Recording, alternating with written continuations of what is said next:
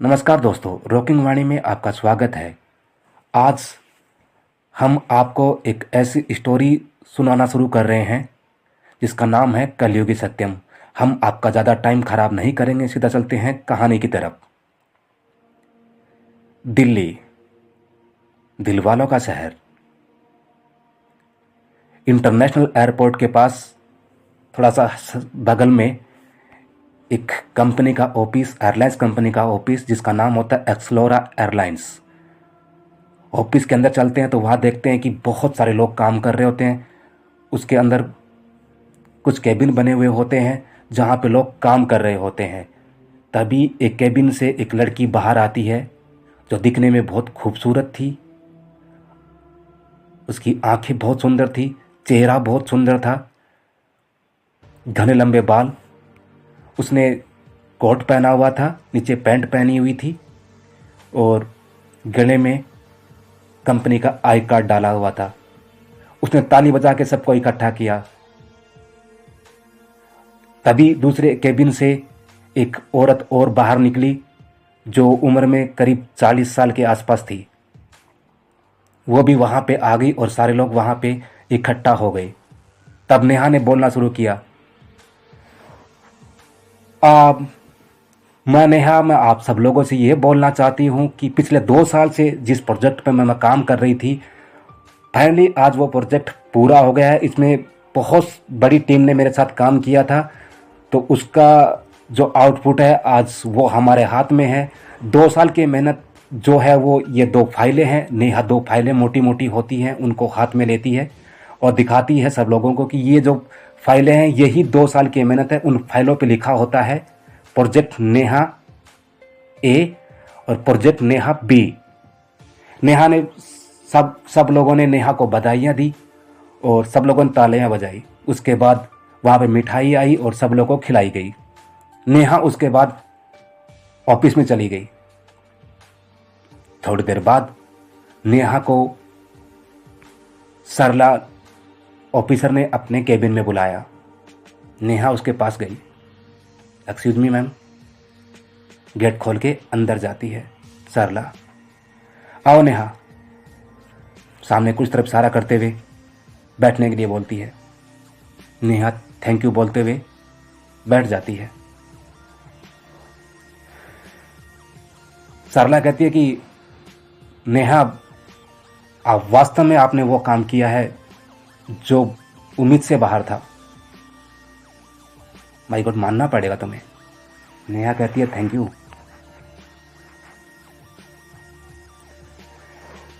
तो सरला कहती है कि अब क्या करना होगा। नेहा कहती है कि अब इस फाइल को सही जगह पहुंचाना है, लेकिन यह काम करेगा कौन। सरला बोलती है कि यही तो सबसे बड़ी प्रॉब्लम है, क्योंकि इन फाइलों का सेफ पहुंचना बहुत ज़रूरी है। हम आपको बता दें, यह फाइल जो भेजी जा रही थी, इस एक्सलोरा कंपनी का हेड ऑफिस गोवा में था। यह फाइलें वहां जानी थी। नेहा कहती है सरला से कि मैम, कुछ तो ऐसा होगा, कोई तो ऐसा रास्ता होगा जिससे हम इन फाइलों को भेज सकें। सरला कहती है हाँ, कोई ना कोई जुगाड़ तो निकालना पड़ेगा, क्योंकि इन फाइलों के साथ रिस्क लेना अच्छी चीज़ नहीं है। क्योंकि तुम 2 साल से काम कर रहे हो, तुम लोगों की बहुत बड़ी मेहनत है और इस कंपनी को बचाने का एक ही जरिया है ये दोनों फाइल्स, वरना इस कंपनी को कभी भी ताले लग सकते हैं। ये कंपनी बैंकरप्ट हो सकती है। नेहा बोली ओके, कुछ सोचते हैं कैसे क्या करना है। तभी सरला के दिमाग में आता है, नेहा, क्यों ना हम सुरेंद्र जी को यह काम दें। नेहा आश्चर्य से, सुरेंद्र जी को? हाँ, वो एक हमारे इस ऑफिस में एक होनहार पर्सन है और इज्जतदार आदमी भी कह सकते हैं अपन उसको, और जिम्मेदार भी हैं। शायद ये इस फाइल को गोवा ले जाने में कामयाब रहें या फिर हम इन्हीं पे भरोसा कर सकते हैं आज की डेट में। नेहा को सोचते हुए, शायद मैम आप ठीक कह रही हैं, इस वक्त इन फाइलों की जिम्मेदारी किसी ऐसे को देनी चाहिए जो वास्तव में अपने आप को जिम्मेदार समझता हो, या फिर हमें लगता हो कि वो जिम्मेदार है।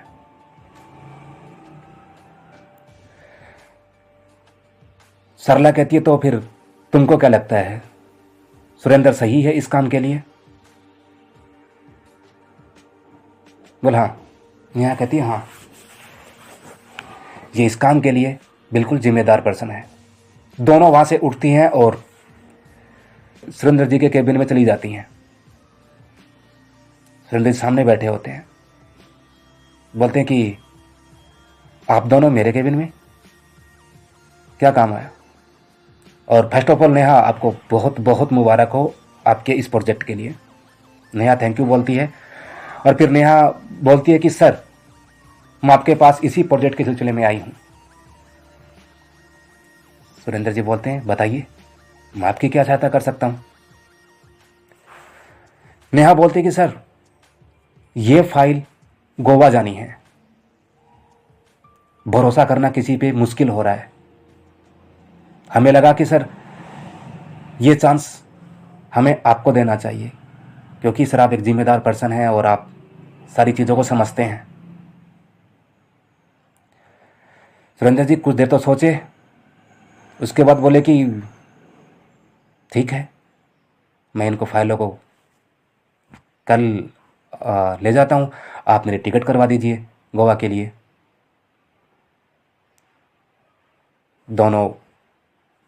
तीनों रेडी हो गए। ठीक है। सरला जी ने सुरेंद्र जी की टिकट्स निकाल दी बाई फ्लाइट अगले दिन की। लेकिन नेहा कुछ सोच में पड़ी हुई थी, कुछ सोच रही थी अपने ऑफिस में बैठे बैठे। शाम हो गई, उन्होंने दोनों फाइलों को लिया और अपने कमरे पे आ गई। वो खुश भी बहुत लग रही थी। तभी नेहा ने दोनों फाइल्स की तरफ देखा और हल्का हल्का बोलने लग गई, तुम लोगों को तैयार करने में मैंने 2 साल दी हैं, कल आप गोवा पहुंच जाओगे और शायद उसी के बाद हमारी एक्सप्लोरा एयरलाइंस का कुछ भला हो जाए, क्योंकि हम इस एयरलाइंस को ऐसे बचा नहीं सकते। आप एक लास्ट उम्मीद हो। खाना पीना खाने के बाद नेहा अपने फाइलों के साथ सो जाती है। अगली सुबह नेहा उन दोनों फाइल को अलग अलग ब्रीफकेस में रख के ऑफिस पहुंचती है। सरला और नेहा दोनों सुरेंद्र जी के पास जाती हैं उस दोनों ब्रीफकेस के साथ।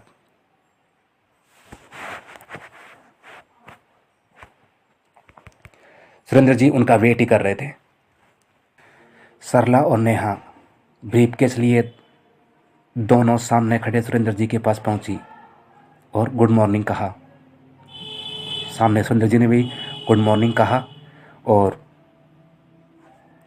कैसे हो बोल दिया। नेहा ने कहा कि सर मैं आई एम गुड। नेहा ने फाइल देते हुए, सर ये लीजिए फाइल। सुरेंद्र ने ब्रीफकेस लेके अपनी गाड़ी में रखा और गाड़ी में बैठने से पहले नेहा की तरफ देख के, नेहा तुमने इस कंपनी को बचाने के लिए जो काम किया है वो काबिल तारीफ है। देखना एक दिन तुम्हारा नाम कंपनी बड़े अदब से लेगी, ऐसा मेरा दिल कहता है। चलो मेरे फ्लाइट का टाइम हो गया है, गोवा पहुंच के फ़ोन करता हूं आप लोगों को। सुरेंद्र वहां से गाड़ी में बैठा और गाड़ी को स्टार्ट करके निकल गया डोमेस्टिक एयरपोर्ट के लिए। इधर नेहा और सरला भी अपने ऑफिस में आ चुकी थी। नेहा अपने कंप्यूटर को खोल के कुछ काम कर रही थी और सरला अपने कैबिन में कंप्यूटर को खोल के कुछ काम कर रही थी। करीब आधा घंटे बाद नेहा के फोन पे रिंग लगी। नेहा ने फोन उठाया और हेलो बोला। आगे से आवाज आई, मैं इंस्पेक्टर यादव बात कर रहा हूं।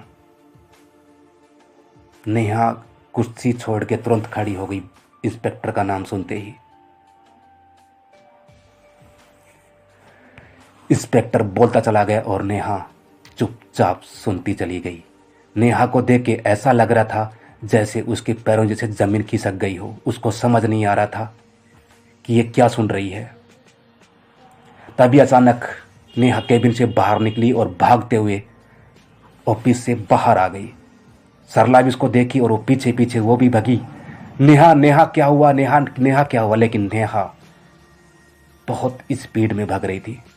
अपनी गाड़ी में बैठी और तुरंत वहां से स्पीड में निकल गई। सरला ने देखा कि ये सब क्या है। सरला ने अपनी गाड़ी उठाई और वहां से निकल गई। उसके पीछे पीछे दोनों गाड़ियां आगे पीछे भाग रही थी। एक जगह जाके देखा तो बहुत भीड़ लगी थी। वहां पे सुरेंद्र की गाड़ी पलटी हुई थी। पुलिस वहां पे खड़ी थी। लोग की भीड़ वहां पे इकट्ठा पड़ी थी। लोगों की भीड़ वहां पे इकट्ठा हो रही थी।